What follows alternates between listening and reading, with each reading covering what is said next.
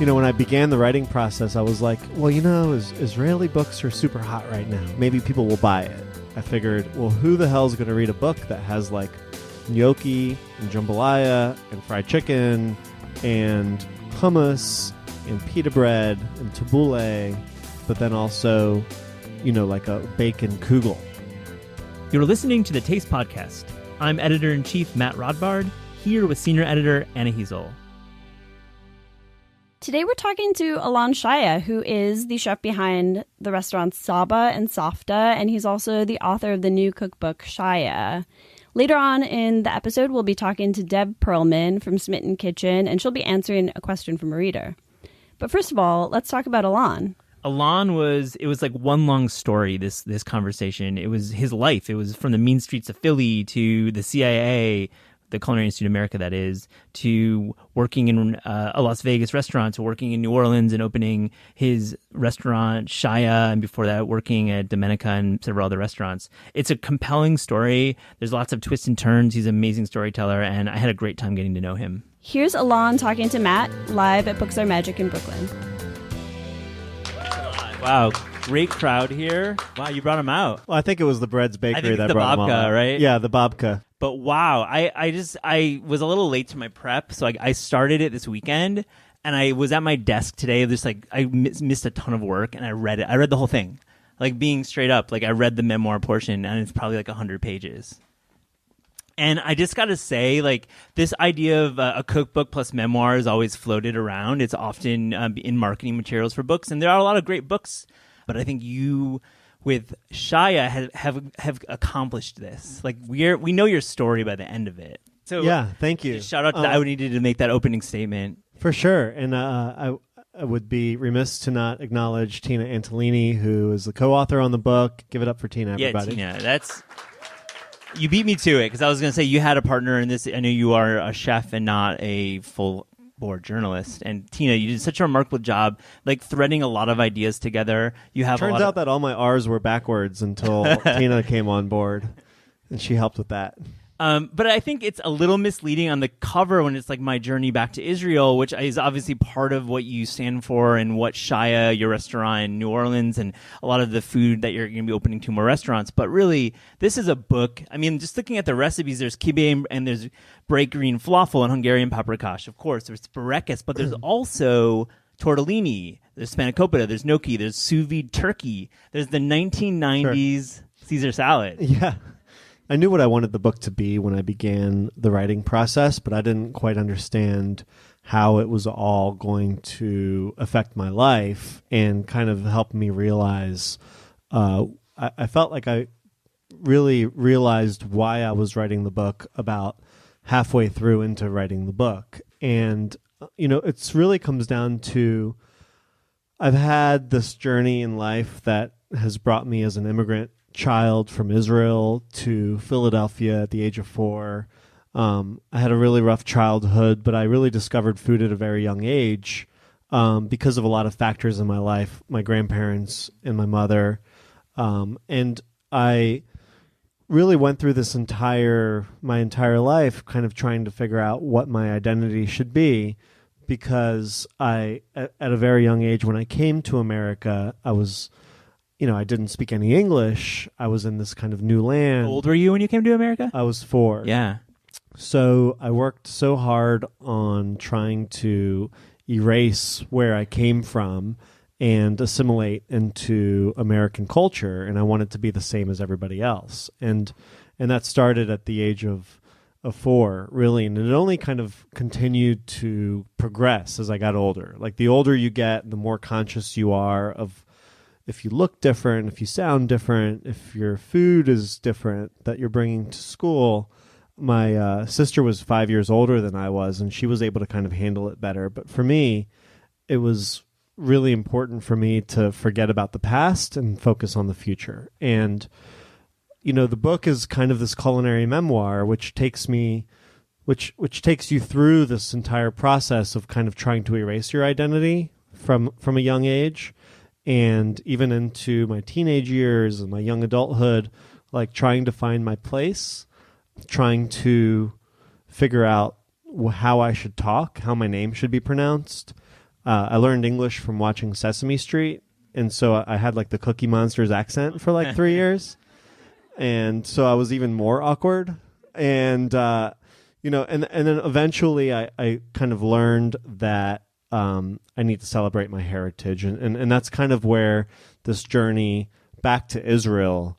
That's why it's called My Journey Back to Israel, because it really took me my entire life to kind of go through that cycle and eventually figure out what was important. Let's start there. I think that for the sake of this conversation, I kind of marked a few beats in your life, and I kind of take us on like a bit of a chronological journey. So your life in Philly as a kid was rough and it was tough, and you ended up in a home economics class, and Donna Barnett is your home ec teacher, and I was really struck by, we often talk about like mentors being in culinary school or chefs that you work with, but you're shouting out a home economics teacher in high school. So tell me about her a little bit. Tell the audience, like, I want to hear about what she taught you. For sure. So because when we immigrated to America, I was 4 years old. And my father had come to America a couple years earlier than my mother and my sister and I did, just to save up enough money to buy the plane tickets. And so he came here starting from scratch. And so here I was between the ages of 2 to 4 with no father figure. I came to America, and by the age of 5, my mother had left my father because he wasn't treating her very well. Then my mom was working two jobs, just trying to keep a roof over our heads. And so I was kind of home alone from a very young age. And I spent many days by myself, age 5, 6, 7 years old, just kind of fending for myself. And which meant that I had a lot of time to get into trouble and figure out really creative ways to get into trouble. And you really do. I mean, you're an AC, you're getting drunk as a 16-year-old, you're like driving cars in parking lots of grocery stores into other cars. That's probably later in life. You're very creative with your... Yeah, I wasn't doing that at 5, okay. But...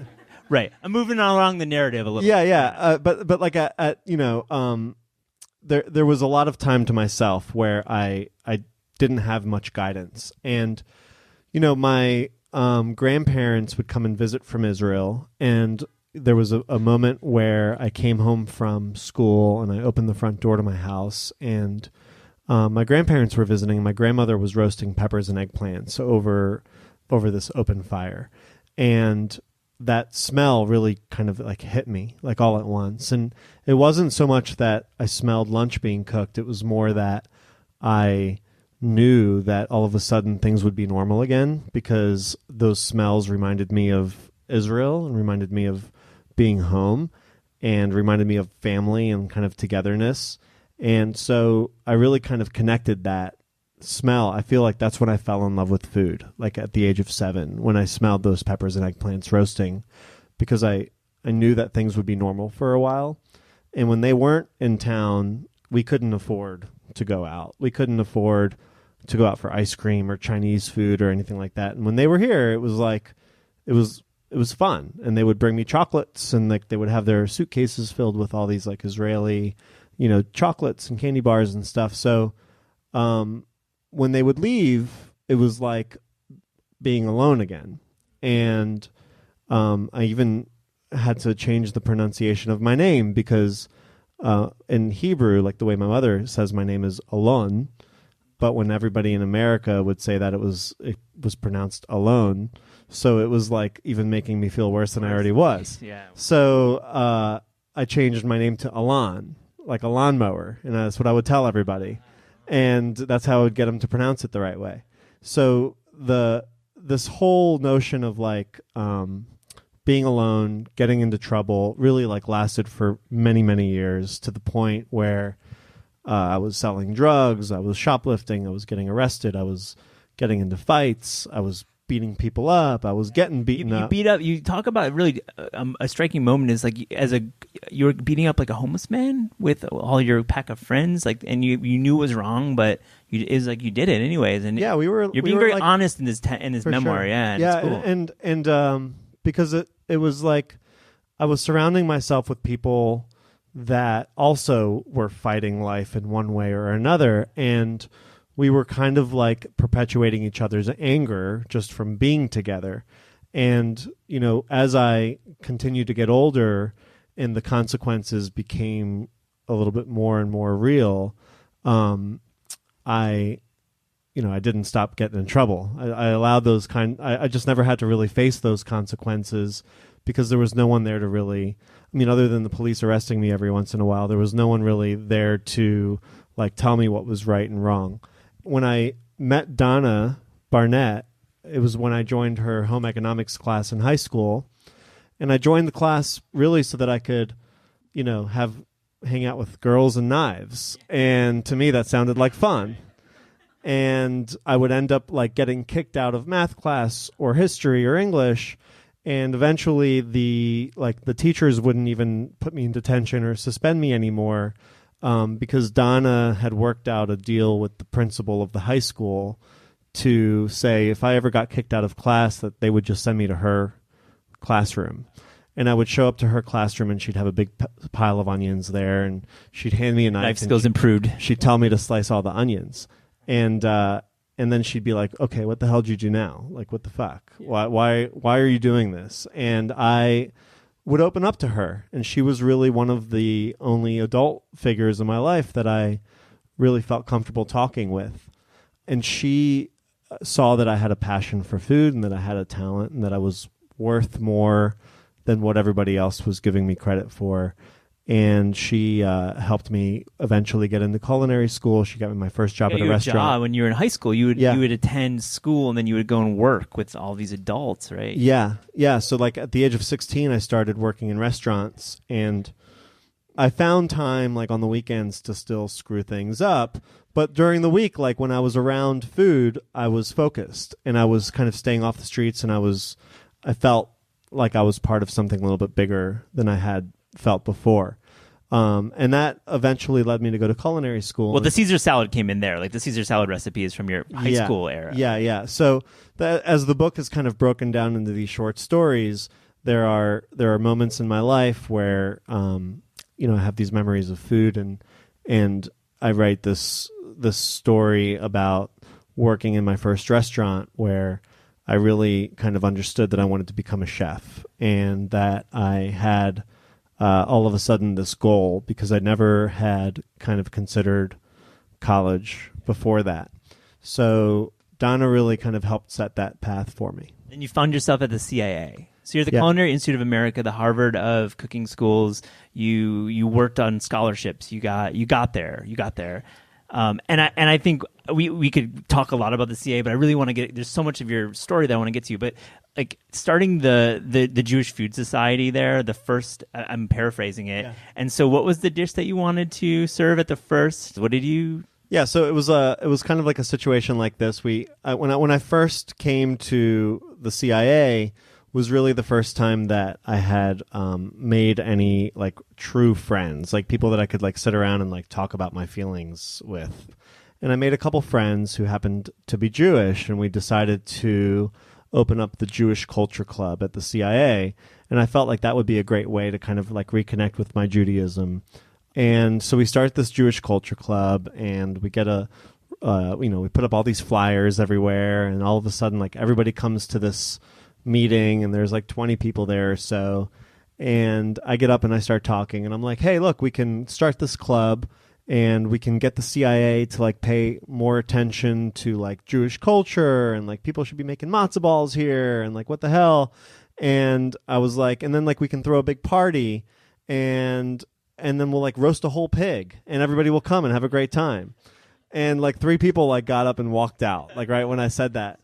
And I was like, to me, like pigs were fine. It was just food. But everybody was like, that's not Jewish food. I really began to kind of like be interested in more of what it was all about. And it was because I kind of had this fresh start and this new opportunity to kind of learn more about myself at the time. So to not spoil the narrative, you do your externship in Las Vegas, you go to St. Louis, and then you end up in New Orleans. I'm fast forwarding for the sake of time. You end up in New Orleans, and you're working at the Casino Harrah's in New Orleans, So you're there. You're like you're 23, 24, and you have like a couple hundred people under you. Yeah. So what are you thinking then? Like, what's going through your mind? Like, as a chef, as a human being, you've got like 200 people under you, and you're super young, and you're being asked to be the boss. Dollar signs. I was chasing the paycheck, and for me, it was like I could make more money, but I could also move to New Orleans, which was really important for me to do because I always had this love affair for New Orleans. At that point, thinking like, how do I invent the next best dish? How do I create something that everyone is going to go crazy for, and it's going to like make me, famous, and all I can do is just like have this great like arugula puree recipe, and I can retire. And of course I learned that it wasn't that easy, and Hurricane Katrina hit in 2005. And at that moment, I kind of was able to kind of take a step back. Well, I came back to New Orleans right after the storm, just a couple days after the storm, and cooked red beans and rice in a parking lot for first responders and people that were being rescued from the roofs of their houses, and people that were rescuing people from their homes, and made red beans in the parking lot for everybody. And at that moment, I kind of understood that I had been chasing the paycheck, that I had been kind of pushing myself too fast, that I wasn't quite absorbing what I needed to as a cook and as like from a craft standpoint. And Katrina was what made me realize that I needed to move to Italy. And then you get to Italy, and I was going to say that's a big moment in your life. That's really how you kind of crystallized which would eventually become your reputation as one of America's top Italian chefs. And to talk about a little bit of that, and then the second part of it is I want to hear about your epiphany that with pizza, but also that Italy and Israel have so much in common, which I think is such a cool part of your story. Yeah, so I moved to Italy. And the first place that I go is in Bergamo, and it's like northern Italy. And there's two young brothers that are running this restaurant, Antonio and Francesco. And so they were like these guys in their like late 20s. They were managing this restaurant. One was managing the dining room. Francesco was in the dining room, and Antonio was in the kitchen. And they were at each other's throats all the time. They would scream at each other and throw things at each other. And I felt like I was back in like the apartment when I was 5 years old again, and my parents were fighting. And I felt like I wanted to go in the corner and just start to cry. And I was there, and I was learning the language, and I was still like on my days off, I was going into town and eating at restaurants and shopping in the market. So there was this kind of like very beautiful experience that I've been waiting so long to get to, but then it would turn into this like very abusive relationship when I would go back to the restaurant. But you got yourself out of that situation. I eventually was able to move to Parma, Emilia-Romagna, really like. Well, the way that happened is really interesting because they wouldn't really let me like interact with the food much other than peel shrimp and mop the floor. So we were catering this party, and there was this huge like salami display that they had set up, and I looked at the salami and I was like, wow, that looks like really tasty salami. And I went to go eat a piece, and like they shooed me away from it. And they were like, get away from the salami, like get back in the kitchen. And I was like, villains. Okay. Again, villains. And when they weren't looking, I went and got a piece of salami, and I also was able to grab the tag from the salami, and I thought it was the best salami I ever had in my life. And so I had this tag with the name of the company that made the salami, and I went back to my room above the restaurant, and with the help of the roommate, we sent this email to the contact information on this salami company. And he helped me translate it. And I said, this is the best salami I ever had. I want to come and learn how to make it. I'll work for free. I just need a place to sleep, preferably a pillow. Yeah, right. And could be. And could you... The mattress thicker than 4 inches. Would you mind if I did that? And they emailed back and said, come down and we'll meet you. And I was able to, after some pretty crazy events, I was able to get down there and meet them. And eventually I went down there and started working with them. And they became like family to me. They came to my wedding. We stay in touch. There's a whole chapter in the book about my guardian angel, Eddie. and how they finally I had this kind of like Italian grandmother figure that was there for me in Italy, which was what I was kind of expecting from the beginning, but it wasn't reality. So back in New Orleans, I think we should go there. I think that's probably the next beat. I mean, you had this epiphany with pizza. Oh, the question about Israel. So you're like making these connections, right? You're making these like from your childhood about what, going to the markets in Israel and going to the markets in Emilia Romagna. So what kind of like for the question is like, what are you drawing? What are you seeing at both of these markets? What similarities are you drawing? Well, it was a little more complicated than that. I moved back to New Orleans. I opened Dominica, and I was cooking Italian food now for a couple of years. And then, acclaimed. I mean, you're winning awards for this Italian food. I mean, let's not understate that. Yeah, I mean, it was going really well, and because of that, like my confidence was building as a chef, and the time that I spent in Italy was really paying off because I was able to translate that experience into the New Orleans market. And in 2011, I took a trip to Israel. And at this time, like this is my first trip back to Israel since Katrina, since living in Italy, since kind of like all of these epiphanies that I've had in life that like were hitting me like a ton of bricks. And so I'm in Israel in 2011. And I'm walking through the markets, and I smell those peppers and eggplants again, and I smell like the spices in the market, and I hear these old ladies speaking Hebrew, and it like took me back to that 7-year-old me. But this time, I thought to myself, like, this is kind of who I am, and this is something I should maybe try to do. I came back after that trip and I started sneaking Israeli food into the menu at Dominica. So I would make like chechi puree, which is like hummus. And I was putting za'atar on like pizza crust and tahini in the lamb bolognese. Yeah, I was. That sounds really good. It was super tasty. Yeah, dude. Nice job. That's good. Yeah, and so all of these things that I came back from Israel inspired by, people were really liking. The whole roasted cauliflower that we put on the menu at Dominica had this cult following, and that was something like straight out of a trip to Israel that really inspired me. So that Miznon? Was that before Miznon?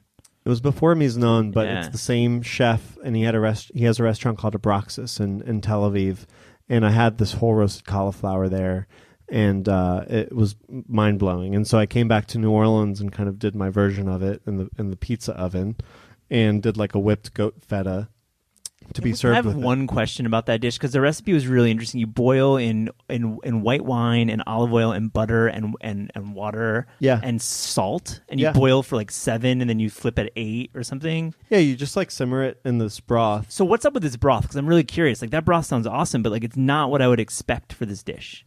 Yeah, well, that's the recipe, though. We put some chili flakes in there, right? And a little sugar. What does that do to the cauliflower? I mean, you've got. Well, it cooks it, and you cook it in this broth, and it gives it all this flavor, and it gets really tender, and then you pull it out of the broth, and then you roast it in the wood burning oven or in your home oven. 500's cool. 500 broil. 500 degrees, and then you turn the broiler on, and it gets like really nice and charred on top. And everybody was loving the cauliflower, and that kind of showed me that I could cook this food, and I didn't have to like hide it as much anymore. So after a couple more trips back to Israel and more Israeli food being snuck on the menu at Dominica, I realized that I needed to open an Israeli restaurant. And that leads you to the reluctant Israeli chef, right? You're like the reluctant because you were sneaking in. And were you mostly getting positive feedback from those dishes, those kind of fusion-y dishes, you could say? Well, yeah, the fusion-y and reluctancy was all really at Dominica. Yeah. And then when I opened Shaya, it was really kind of a true expression of who I was. And it was me being really proud of who I was. And after all of these years of trying to hide it and trying to push it away and trying to cover it up and put makeup on it, I was finally able to sing it from the mountaintops. Whenever I told somebody I was opening an Israeli restaurant in New Orleans, they kind of looked at me like I was crazy because they were like, who the hell's going to eat there? And they're like, what's that, matzo ball soup? And I'd be like, yeah, it is, but there's also like a lot of other things happening. And but I had already kind of built this trust with the community through Dominica, through several years of being the chef at Dominica, and people there kind of already knew, who I was. And I did a lot of events throughout the community and kind of really did a lot of volunteer and charity work. So I felt like a great relationship with the community by that point, and I felt that if I was ever going to kind of like finally express myself, that I could do it with opening Shaya. And I did, and it worked. Shit gets wild at that point, right? Shit gets wild. Like, you win the James Beard Award twice, is that right, with Shaya? I mean, you not only sold a lot of those cauliflower heads, but you also just gained this, like, trust from the community that you were cooking, like, really fucking good food. So, I mean, and we're not going to talk about Shaya because you've got new projects you're working on, but like, tell me, are you thinking like this is the end of this story, or what's going through your head, like, after you've won all these awards? Like, what do you want to do? Well, Shaya was getting all of these accolades, and there was so much happening. There was so many people kind of starting to pay attention to it that I knew the whole time that it wasn't really sustainable, and I knew that even though the restaurant was doing really well, I internally was not fulfilled. And I found some of the, you would think that during all this time that I would be like very happy all the time, but the truth is that I wasn't. And I knew that there was a lot of things that in my life that were missing. And, the business partners that I had at Shaya, I really felt like I was outgrowing, and that we didn't really connect from a value standpoint. And then there was kind of like this whole network of people around them that were kind of pressuring me into just kind of being quiet and putting up with it. And it didn't feel right. And eventually the pot boiled over, and, I had to leave Shaya. And, even though that all of my life had been kind of working up to this moment, it's a journey, and it doesn't end, and I'm still alive, so it continues. That's one way to put it. And I think that everybody in their life faces these moments of adversity, and they have to use those moments as opportunities to grow. And, that continues, and I'm still doing that. So you got the book, but you've got Saba and Safta, two new restaurants that you're opening. I want to hear about those. I'm going to ask some questions. I have a few more questions. So yes, I started Pomegranate Hospitality, which is our great name. Wow, what a Pomegranate Hospitality. Really hits it on the head what you're doing. Yeah, pomegranates all have 613 seeds, and each one of those seeds represents the commandments of the Torah. And so, again, I'm not like preaching religion. I just think it's really beautifully symbolic. But I think that as our company is called Pomegranate, that we're kind of this fruit that's filled with all of these good things that eventually can blossom if it's treated right. And we are opening two restaurants. We're opening Saba in New Orleans at the end of April, and we're opening Safta in Denver in June. And our entire... And what those words mean to those who may not know. Yeah, Saba means grandfather, and Safta means grandmother. So the first two restaurants of Pomegranate will kind of serve as like the grandparents of the company. We're putting all of our focus over the last 6 months. We've had our entire Pomegranate team working out of my living room, working on how to build the next restaurant, but this time really make it sustainable. And so we've built... we have 9 values that we've come up with as a team, and those include respect and accountability and empowerment and communication and education and passion and creativity. And those values will serve as the DNA of our company, and they really permeate through every single thing that we do, from recruitment to training of managers to evaluations, which we're lacks do. in the industry. Like, this kind of like mission statement lacks. Like a lot of these companies that have existed and gotten into trouble have not made this like declaration that you're making right now in front of a public space. Why not? Well, why aren't more restaurateurs doing this? I can't answer for everybody else. And I know that, like, as you read the book, you'll see that everything that I do has been because of something that's happened, and it's a moment where I've taken the platform to improve and to learn more and to continue to make a bigger impact. And so as a company, we've come together and we've made these promises to each other. And our goal now is to live up to these promises and really let these values hold us all to a standard that we can work together on making our restaurant a great place to work. Alon Shaya, thank you so much for doing this. Thank you. Appreciate it. Thank you guys all so much for coming. Yeah, awesome crowd. I'm honored to have you guys all here. Up next, Deb Perelman from Smitten Kitchen answers a question from a reader. So we're here in New York City at Deb Perelman's apartment. Deb, thanks for having us over. We have a reader question. So what was a cookbook that inspired you early on in your life, in your career? Or is there a book that you read from cover to cover? Definitely, growing up, our three big cookbooks were, my mom had actually taught herself to cook from Mastering the Art of French Cooking. So a little bit like of a core of Julia Child. And then from there, we did a lot of Joy of Cooking, but the one I remember the most, because it's like so of the time and place, was the Silver Palette Cookbook. And we definitely, I somewhere I have my mom's dog-eared copy of it. I don't even think we cooked from it every week nearly as much as other people did, but I feel like it was the style of cooking that my mom and I liked a lot, where it was like a little bit more. It was like the post-French European influence. Well, it was two Upper West Side New Yorkers cooking out of a smaller space. It reminds me of a catering company. They owned a catering company, and then they were talking about cooking in a city kitchen. Sounds familiar.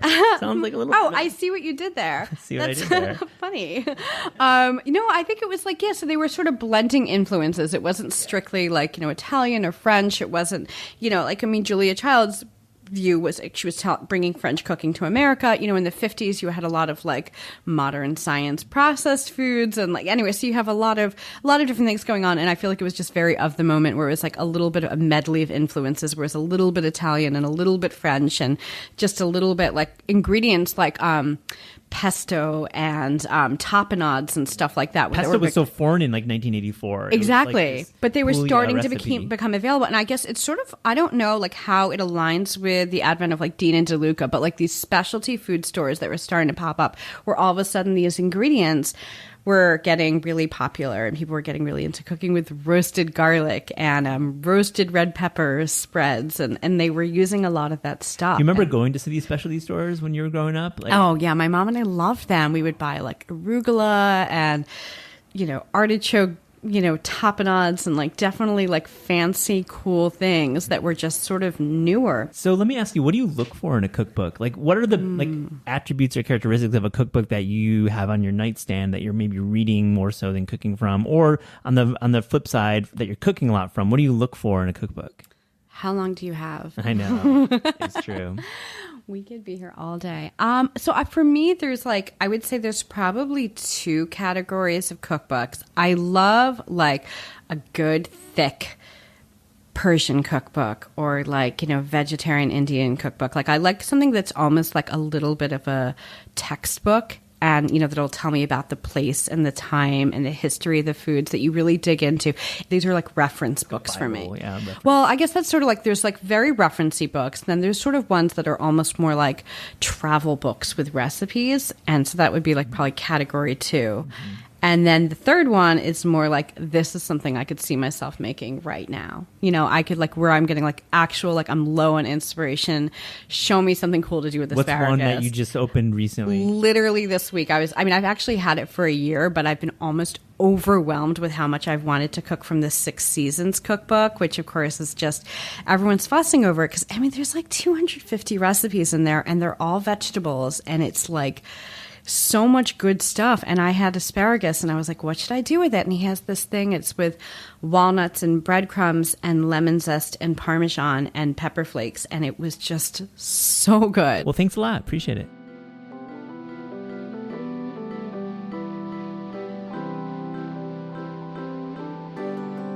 The Taste Podcast is hosted by Anna Heasel and myself, Matt Rodbard. It is produced by Gabrielle Lewis. Our theme music is by Steve Rydell.